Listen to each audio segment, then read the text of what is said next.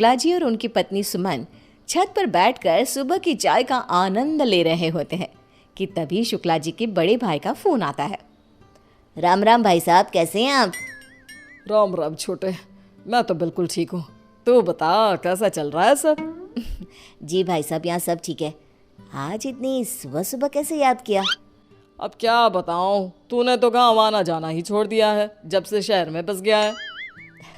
अब क्या बताऊँ भाई साहब, काम से फुर्सत ही कहाँ है। याद तो मुझे भी काफ़ी आती है सबकी, लेकिन अब यहाँ भी तो देखना ज़रूरी है ना। हाँ, ये बात तो है। अच्छा छोटे, वैसे मैंने ये बताने के लिए फ़ोन किया था कि अपना राजू है ना, उसकी नौकरी तुम्हारे ही शहर में लगी है। अरे वाह, ये तो बड़ी अच्छी बात है। हाँ, लेकिन एक दिक्कत है, उसका रहने का इंतज़ाम होने में अभी कुछ वक्त लग जाएगा, तो तब तक वो अपनी पत्नी शीतल के साथ तेरे यहाँ रुक जाएगा, अगर तुझे कोई परेशानी ना हो तो। शुक्ला जी ये बात सुनकर एक बार अपनी पत्नी की तरफ देखते हैं और बिना कुछ सोचे हाँ बोल देते हैं। अरे ये भी कोई पूछने वाली बात है, राजू मेरा भी तो बेटा है, भला मुझे कैसे दिक्कत होगी। आप उन्हें भेज दो, मैं यहाँ सब संभाल लूँगा। फ़ोन कट करते ही सुमन के सवालों की बौछार शुरू हो जाती है। क्या बात है शुक्ला जी, बड़ा हाँ हाँ किए जा रहे थे, ऐसी भी क्या बात हो गई? बात तो मैं बता दूं, लेकिन तुम चिल्लाना मत शुरू कर देना।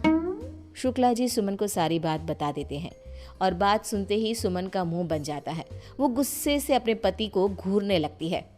तुम्हें हाँ कहने की क्या ज़रूरत थी, पहले मुझे बात तो कर लेते। अरे इसमें बात करने की क्या ज़रूरत आ गई, राजू भी तो हमारा बेटा ही है, अगर यहाँ आकर कुछ दिन रह लेगा तो क्या हो जाएगा।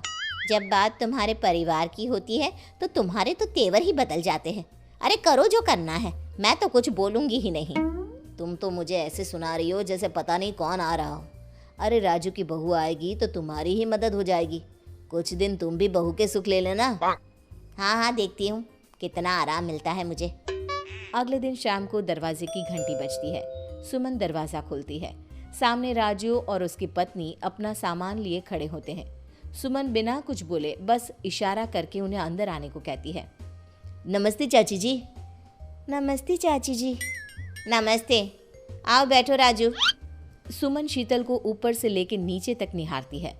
शीतल गांव की साधारण सी लड़की होती है जिसे शहर के तौर तरीकों का कोई अंदाज़ा नहीं होता। शीतल ऊपर सबके साथ बैठने के बजाय नीचे बैठ जाती है। अरे अरे, तुम ये नीचे क्यों बैठ गई? यहाँ शहर में ऐसे कोई नहीं बैठता, यहाँ सबके साथ बैठो। लेकिन चाची जी, गांव में तो बड़े बुजुर्गों के आगे नहीं बैठने देते। कोई बात ना है, मैं यहाँ ठीक हूँ ना चाची जी।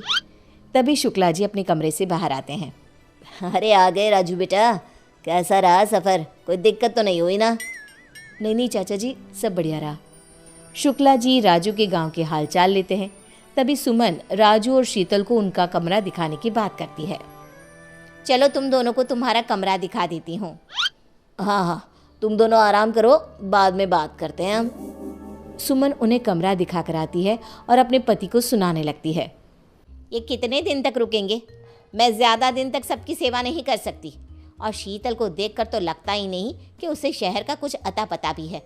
ऐसे में सारा काम तो मेरे हिस्से ही आ जाएगा ना। देखो अब तुम ड्रामा मत शुरू कर दो। और श्रुति कहाँ है, थोड़ा उसे भी कामकाज करना सिखा दो। अब आपके रिश्तेदारों के लिए मैं अपनी बेटी को भी काम पे लगा दूँ?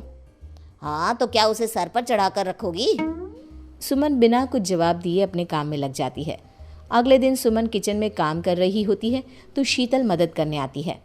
अरे चाची जी, आप क्यों परेशान हो रही है, हमें बताइए, हम बना देते हैं। तू क्या मदद करेगी? अच्छा एक काम कर, ये सामान मुझे मिक्सी में पीस कर दे दे। लेकिन मुझे तो मिक्सी चलानी नहीं आती, सुमन शीतल को ताना मारते हुए कहती है। अब तुमसे क्या काम कहूँ, तुम्हें यहाँ शहर का कुछ समझ में तो आने वाला नहीं। शीतल उदास हो जाती है। तभी श्रुति किचन में आती है। मम्मी देखो ना, मेरी ड्रेस पे ये कैसा निशान लग गया। अरे ये किस चीज़ का दाग लग गया? अब मुझे क्या पता, मैं क्या करूं, आज पार्टी में मुझे यही पहनना था। कुछ करो ना मम्मी, मेरी ड्रेस खराब हो जाएगी। ओहो, क्या मुसीबत है। अच्छा रुक, थोड़ी देर में देखती हूँ। सुमन को काम में लगा देखकर शीतल श्रुति की मदद करने को कहती है। चाची जी ये दाग मैं हटा दूं? अरे नहीं नहीं, रहने दो तुम्हें तो पता भी नहीं होगा, मैं देख लेती हूँ। अगर कुछ इधर उधर हो गया ना तो श्रुति मेरी जान खा जाएगी। अरे चाची जी, मेरे पास इसके लिए बड़ा असरदार घरेलू नुस्खा है। अरे कोई भी घरेलू नुस्खा यहाँ के डिटर्जेंट के आगे फेल है, फेल। लेकिन हमारा नुस्खा भी किसी महंगे डिटर्जेंट से कम नहीं है। सुमन चिढ़ जाती है और शीतल को ड्रेस से दाग हटाने का एक मौका दे देती है। साथ ही चेतावनी भी देती है कि ड्रेस को कुछ नहीं होना चाहिए। आप चिंता ना करिए चच्ची जी, ड्रेस को कुछ ना होगा।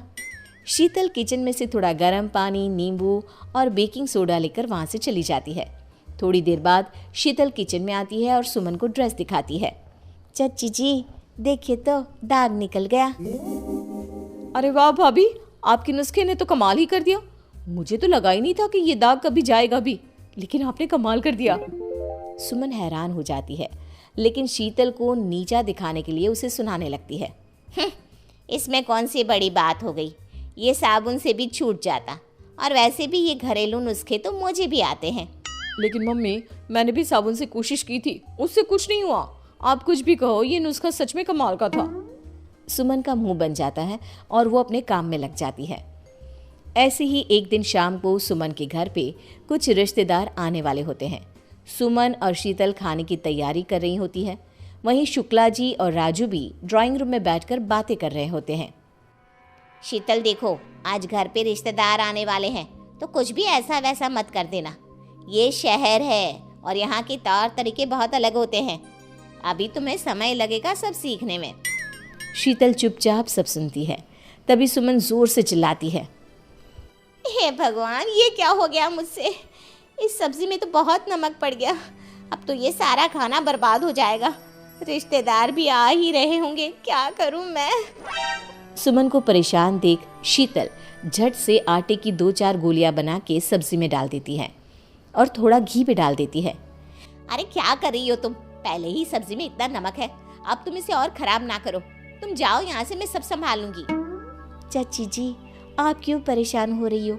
आपकी परेशानी यूं दूर हो जाएगी। अब भी ये जो आटे की गोलियां डाली है ना, इसमें सब्जी का नमक ठीक हो जाएगा। अच्छा, और अगर नहीं हुआ तो इसकी जिम्मेदारी तुम्हारी होगी। थोड़ी देर बाद सुमन सब्जी का नमक चेक करती है और नमक सच में ठीक हो जाता है। क्या कहा था मैंने चाची जी? हो गई ना आपकी चिंता दूर। सुमन हंसने लगती है। सारे गेस्ट आ जाते हैं। सुमन राजू और शीतल को सबसे मिलवाती है। शीतल और सुमन सबको खाना खिलाते हैं। अरे वाह सुमन, ये सब्जी तो बहुत अच्छी बनी है। बहू ने बनाई है क्या? नहीं नहीं, ये तो चाची जी ने बनाई है। हाँ, बनाई तो मैंने ही है, लेकिन इसे खराब होने से शीतल के नुस्खे ने बचा लिया। क्या मतलब? सुमन सबको सारी बात बताती है और शीतल ने कैसे झट से सब ठीक कर दिया ये भी बताती है। सब शीतल की तारीफ करने लगते हैं। अरे वाह, तुम्हारी बहू के नुस्खे तो बड़े कमाल के हैं। आज तो सुमन की सब्जी को बचा लिया शीतल ने। अरे कहीं इसी खुशी में खीर में भी तो नमक नहीं डाल दिया ना तुमने? सब हंसने लगते हैं।